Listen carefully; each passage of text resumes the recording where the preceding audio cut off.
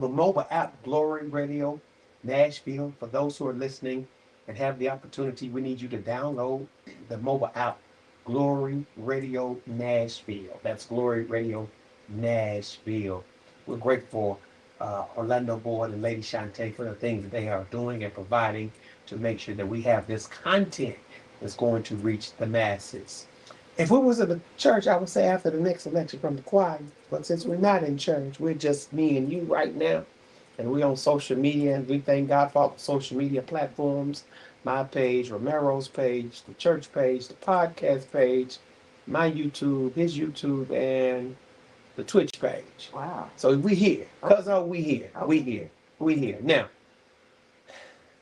gotta jump into this topic. It's a delicate topic. It is. It's very sensitive. And I just want to pull out this statistic, and then we can have that conversation about accountability. Sure. And then talk about your book, because I want to make sure that folks. You want to talk about the book? At some point, I want people to be able to get it. They need to get the book. I don't even know where to begin because of who I am and what I represent and who I represent. But domestic violence is so real. Yes. And it is becoming even more atrocious than it's probably ever been. And I'm looking at some statistics. It says more than 40% of Black women have experienced partners that have been physical, either violently, sexually, or stalking in their lifetime. 40%? That's high. And then we haven't even touched on where Tennessee, just the state of Tennessee ranks. Mm. Right now, Tennessee is number 7 7 in what? in the country for men who kill women in domestic violence situations. Are you serious? We're always in the top 10. And part of that reason is because, unfortunately, we're the Bible Belt, and sometimes people misquote the Bible. So you have that line, and I know you're an expert on this more than I am. I don't know nothing about nothing and everything else. Tell Romero I know very little about. But the submission part, Okay. a woman must submit, and Okay. sometimes it just starts with that small quote Mhm. where people take that out of context. And so being in the Bible Belt, hearing you must submit to me, but I'm sure you've had discussions where submission isn't violence. It's not supposed to be. Yes, Yeah. and to appropriate that word contextually, I'm glad you said that. Mm-hmm. But to know that we're seventh, Yes. Right now, seventh, we're always in the top 10. Tennessee. Flowed. Yes. Are you flowed. serious? I'm serious. As a That's matter, an alarming statistic. it is. It is. And because of the sensitivity of this topic, Mhm. where do I begin? Even congregationally in community, how do I even encourage and bring us to the table where we can have these discussions and try to safeguard and become advocates? You always want to make sure that you're telling people that you are a supporter in helping decrease those numbers. You want people to know I'm here for you. So the first thing you can do is if someone comes to you, approaches you and says, hey, this is what's happening at home, or if it's a relative, hey, I think my sister is going through this. First off, believe them. Don't, what's the best way to say it? Don't start oh no, it can't be happening. No, that's not true. He can't be doing that. He doesn't look like that type of person. No, just go ahead and believe them. It takes a lot for someone to come forward and say, I am in a situation that is unhealthy. And I know that from personal experience. And we probably will share that on another show. We don't have the time. Well, I don't know. As we're unpacking this, Yeah. that's where we start. Yes. He doesn't, or she doesn't, Or she does. or she doesn't. Yes. There has been. Let's shift gears and be a little bit more facetious and farcical.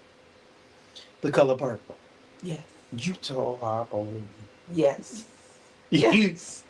but you know, as Oprah did a wonderful job with that movie, and now we can use that to help us understand some things that are culturally embedded in us. It is. I mean, we know the context of that, and you told Harpo to beat me. You told Harpo. Then it went a different route. Right. Right. Right. It went a different Yeah. way. Yeah. But help. What did that? What's that really all about? But That then, domination and that demand to be respected. and I guess we can even take that back to slavery, Okay. and we can look at how that affected us Mm-hmm. and how we clung on to some things Mm-hmm. that we were taught at that time. Mm-hmm. Um, Domination. and then just when you're looking even at America and the black race, where do we have control? Where do we have say so? A lot of times it's going to be in my house. And what goes on in It this house, stays in it this better house. stay in this house. Or even if you push that up to the 80s where we said, don't put my business on It, Front Street. oh yeah. Don't Don't put put my our business business on on street. Front Street. So we're keeping a lot of things in silence out of things that we've learned from grandma, big mama, Who nanny, went through that who went through that. and were resilient. They were very resilient because you have to see where women were at that time. Women, depending on where you're looking, Mm-hmm. some women weren't at the time weren't allowed to vote. Women were not allowed to vote. Women No. were not allowed to have jobs. It wasn't until what was that in the late 70s? I may have my era wrong, but late 70s, early 80s that women could get a credit card or a bank loan without The signature. the signature of a man. So either their father, their mother, or I'm sorry, their father, their brother, uncles, or a next to husband. kin. Yes, a man had to sign for that. And so a lot of our liberties were not there. So Big Mama had no choice But to be Big Mama. but to be Big Mama. And she had multiple children that she had to watch out for, take care of. He worked outside the home. Big Mama kept everything good in the home. And we didn't know because she kept that quiet. Some people may be able to say, no, I heard. I could hear when daddy came home and he was drunk and he was abusive. Right. Some people can remember that and they hold on to that, because that's hard to let go. But we gonna keep that right here in this house. Because what goes on in this house And then stays in this house. there were also no agencies to help anyone. Mhm. So even if I were to speak up and say, hey, this is happening, who am I saying it to? And where am I going to get that help from? Agencies weren't there. And no agency and no advocacy. That's right. So we are missing agency and advocacy. That is especially correct. in our community. And especially in our community. And I'm going to share Mhm. personal, a reflective moment with the indoctrination of some music genres in the community. That's how I have to say. Yes, I get it. That promoted domination and disgrace. Can I say it that way? Yeah, that's a very good way to say it. Is it It is. domination and disgrace toward women Towards in relationship correct. has added to me just a little bit more flavor Yeah. to the pot. I was at an event last week Okay. and I spoke with a woman there, Mm-hmm. and we were talking about self care Okay. after domestic violence. And Say that's that again. self care after domestic domestic violence. Remember, put that in the chat, please. I get asked a lot of times to speak on my experience with it, but nobody has ever asked me, like, how did you get to this side of it? People want to hear the harsh parts. People want to know what happened. Mm-hmm. Then they have questions after that, which is fine. Mm-hmm. But nobody ever asked me, Like, how do you heal? What do you do to heal? And so Hmm. she and I were having that conversation, and a part of that healing is watching what you take in, and that's music, television and movies, environmental, Hmm. relationships. And relationships don't necessarily mean intimate relationships like another boyfriend or another girlfriend. It means your cousins, your aunt, your mother, your sisters, your children, Just community. all those people that you deal with directly day to day. Watch how you take in what they are giving off. And so that goes to music, like I said, as well. But to your point, we were at a time when music was a little harsh for women. And music makes me lose control. Okay. Okay. Take us there. Mm-hmm. Self-care. I So, was gonna do some other things, you know. I've actually used my research assistant and I will show you everything. And I was like, we can get back to this another day. okay. And I promise you, because we need to have some ongoing conversation Yes. about self-care after DM, I love self care. the message, DV. Yes. Let me read this one statistic and we're going to talk about how your journey Mm-hmm. has brought you to this place. Okay. It says Black women are 3 times more likely to be unalive Mm-hmm. as a result of a partner violence than other races. Do you Yes. find that to be true? It is. Statistics are not lying at all. Our office looks Three at those. times? Yes. We have to factor in education, skill, mental illness. All that goes into us. You know, our stresses may be a little different from all the other stresses that some people from other races have to deal with. And that's no disrespect to any other race. And that's not to make their struggles small. Correct. But the black community has a different struggle. Okay. And that can That's a be, factor that yes, can play that can, influence. it can. Because if my man can't find a job, if my That's man stressful. doesn't have the skills, That's stressful. if we only have one car, That's stressful. if I just lost my job That's stressful. and I found out that I'm pregnant That's stressful. again, Stressful. and we already have multiple children, Stressful, more stressful. food is high, gas is high, we can't afford another car, we need to move out of these apartments or this house. It's a lot.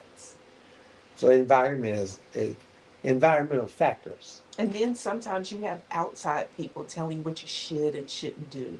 And that's why it's important to not say what you need to do. If I were you, I would, let's not say that.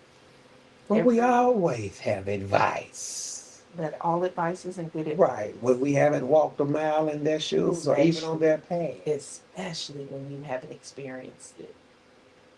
So talk to me. Self-care. Self-care. And it's different for everybody. It is very Look different at you. for everybody. You're glowing, girl. You're smiling. You're showing. I Your, live you live, breathe this. for self-care. You live, breathe it. Yes. I intentionally make time for myself. Sunday, I had a nice hot soak. I threw in some petals, some essential oils. I cooked a very nice dinner. Any leftovers? I'm on. I eat it all. Y'all heard that. So y'all heard it. So the next time we do a show, which will soon. I'm expecting some good food because I know her grandmother from Jackson, Tennessee, West Tennessee, from that field, knew how to throw down in that kitchen. Yeah, I know she did. And I'm telling you, I intentionally make space for myself. Slow down. I want to hear that again. I do what? intentionally Say that make again. space for myself. I need to hear that one more time. I intentionally make space for myself. What does making space for you actually look like? You can give a variety of things. Then secondly, what does making space for you feel like? It feels amazing. Okay, so you started with the latter first. Yes, Let's it start with our feels feeling. amazing. Making space for me Making feels space amazing. for me feels amazing. Making space for me is going to be awesome. It is awesome. It is. Making space for me is And giving me the attention. that I deserve. Making space for me. Yes, and that I need. Wow. And the reason for that and how you go about doing it, you make time to get your nails done.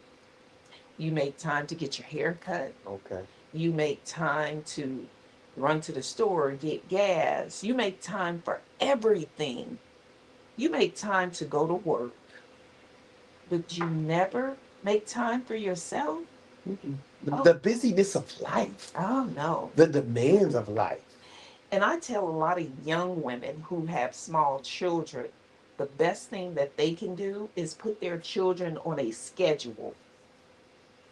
And that child, depending on age, of course, but that child needs to be in bed as early as 8:30, no later than 9:30, depending on age. Right.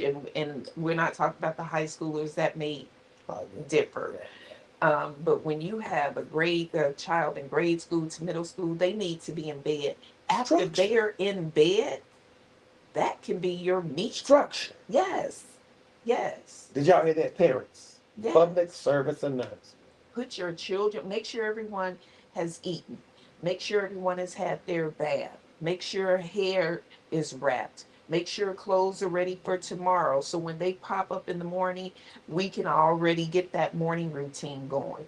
But once those children are put down, all phones are in mom or dad's room. We don't let the children have the phone after a certain hour. Oh Lord, that's World War III. Why do they have the phones? So they can be zombies the next morning. Exactly. And their brains can be starting to rewire Exactly. in a way that's probably efficient. Unhealthy. Right. Unhealthy becomes toxic. Exactly. That leads to more trauma. I know I'm a mother, and so I know a mother will fight for her child. Ain't nothing like a mother's love now. Fight for your children, like you were saying with their brains being developed. Fight for your children to have rested bodies and rested minds. So take those phones. You don't need them after because the office isn't calling them after a certain time. If the world catches on fire, their phone is going to be the last one to ring. So those phones are not needed. Teach them how to care for themselves. In you doing it yourself, you teach your children how to do it. And so they need that time. They need that rest. They need that care. Well, so do you as a parent. So put those children to bed. Make sure everything. You can get you some water. Okay, good. You got your last, your last snack of the night. Okay, good. We've had our bath or our shower. Good. Homework is done. Good. You've eaten. Good. Good night. You're grateful for today. And then after that, teach them gratitude and gratefulness. And say the prayers. Yes. Let's bless our home. Let's bless us as we are in our most vulnerable states. Yes. Bless our homes, our hearts, our heads, our hands. And now, mom or dad has from 9:30 that they put those children down at the latest, at least until 10:30 or 11 to read a book, to soak in the tub, to do nails, to get his or her outfit ready. But you are calm because you don't have. All right, now go sit down. Well, who is that? Well, da da da da da da. No, it's calm. You get your house quiet. You can clean up if need be. Maybe you need to wash dishes before you go to bed. So when you pop up in the morning, you don't have chaos. I'm glad you said that. I was at a workshop years ago, and in this workshop, they were sharing with us I'm a school teacher, when you leave your room, the office, make sure you straighten up the desk. Your space, wherever. They said coming back in and walking into clutter and chaos creates energy that's not healthy for the rest of the day. And that is still self care Because self-care isn't always a bath. Self-care isn't always getting my hair or my nails done. Mm-hmm. Self-care can be me creating a safe, healthy environment that doesn't create chaos within. Mm-hmm. And so here we are. Every morning I get up and make my bed. But that's a good routine. Because when I come back home, I don't know how the day is going to look. But when I come back home, oh, it looks together. My room doesn't look a shambles. You know, it's almost like I tease my girlfriends and I say, I always feel like I'm walking into an Airbnb. I'm like, oh, this place is nice. I can stay here. Okay. Oh, this is nice. Oh, That's it's right. cute over That's there. right. That's right. That's right. So when I'm walking into my home, I immediately need peace. Mm-hmm. And I start from me. I start by my shoes come off at the door Okay. because I've stepped everywhere. Mm-hmm. But I like walking around my house barefoot I got you. sometimes. I got you. So I don't want the energy of where I've been to be tracked throughout my home. That's good. And you So, spoke a major word right there. Gotta shift gears though because mhm, we almost out of time. sure. Your book. Talk to us Yeah. about your book. And then we'll next show, I promise y'all, next show, we're gonna dive deeper. We just don't have the time. And I told her that. It's like, hey, 30 minutes goes by so It fast. does. It does. Your book, you're an author. Yes. Writing for you has done what? Writing for me has given me freedom and peace. Unpack that. Writing for me gives me freedom and peace because I'm able to create worlds or learn as I'm writing. Um, Slow down. mhm. Create a world I can create my own world and then learn as you're writing. and or Two I can things. learn as I'm writing. Create a world Mhm. and then learn as you're writing. Yes.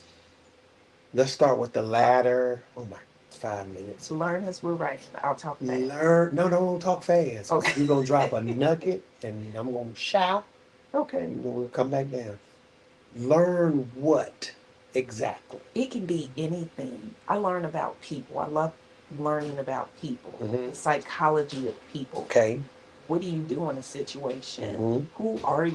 Mm-hmm. How deep can you delve into yourself? Mm-hmm. We think we know ourselves, but I promise you, every situation that pops up in our life, we get peeled like a banana or peeled like an onion, and there's a whole nother layer. And so I love learning that about people. Who did you become? Who were you 2 years ago? And how did that change? Mm. That is so interesting and good. Okay. Creating a world. What worlds do you create as you write? Hopefully, truth telling, storytelling, where, Storytelling. where I'm giving information, where I am providing you with something that is going to be thought provoking, something that is going to be mind opening, something that is going to change you as a person. I'm hoping that happens with you. I'm hoping you see something I write or even hear something I say and you're like, wow, I never thought about that. Let's open up a new world. Let's open up a new mind of who we are. Wow. And let's heal. Healing. And that's opening up the new world. That can bring about healing. There's so much. On so many levels. Yes. Yeah. Your book. Where do we get it? Can we get it? Can we get an autographed copy? You can get an autographed copy from me. From you. Yes. K-R-Y. K-A-R-Y. K-A-R-Y-N. But it's I am Karyn J Johnson at Gmail. Say that again. I am Karyn J Johnson, middle initial J, last name Johnson at gmail.com. Okay. Or you can go on Amazon. Thank you, ma'am. The truth about love and sex of older Black women. Something we can't talk about in this. You can talk about it. In culture, we couldn't.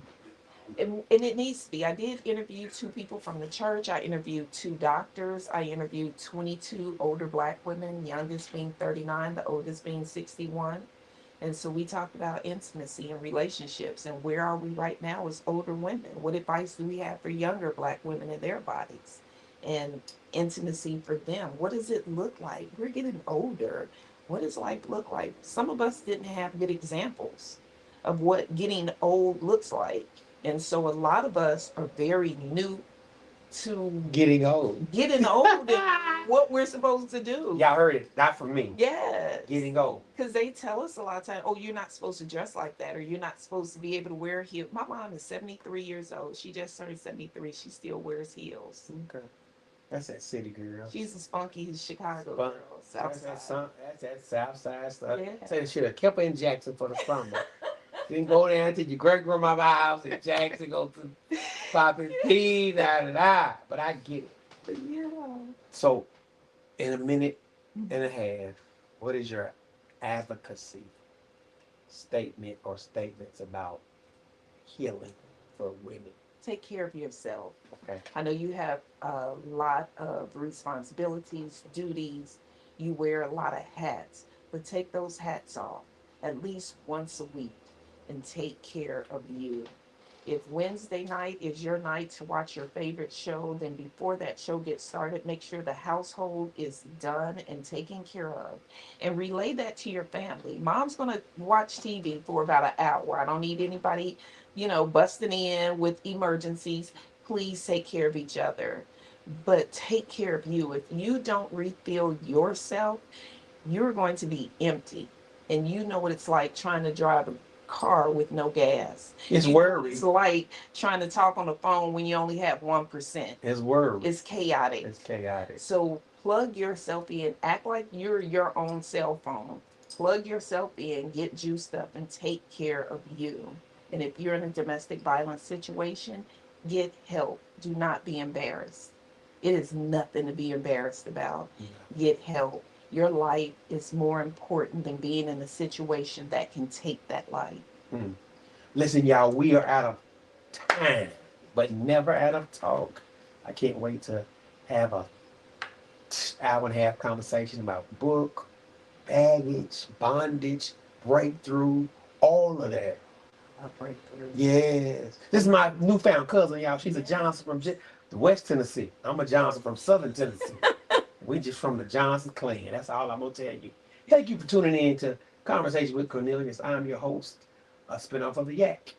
See you next time when we remove the stigma and restore the soul.